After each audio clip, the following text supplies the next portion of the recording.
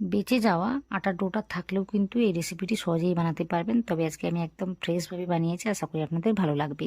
এখানে আটার সাথে লবণ আর তেল মিশিয়ে সাথে দিয়েছি জল, ওটাকে দিয়ে সুন্দর করে একটা ডো মেখে নেওয়ার পর 10 মিনিট আমি রেস্টে রেখে দেবো।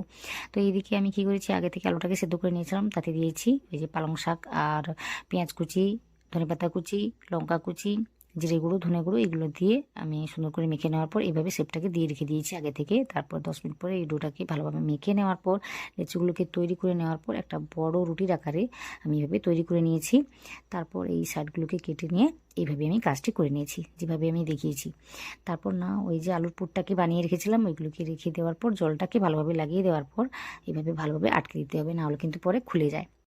তারপর হাফ কাপ আটা আর জল মিশিয়ে পাতলা একটা ঘোল বানিয়ে নেওয়ার পর এইগুলোকে ডুবিয়ে মোটামুটি মিডিয়াম ফ্লেমে যদি 3 থেকে 4 মিনিট ধরে ভেজে নেওয়া যায়, তাহলে কিন্তু রেসিপিটি একদম ক্রিস্পিভাবে তৈরি করে নেওয়া যায়।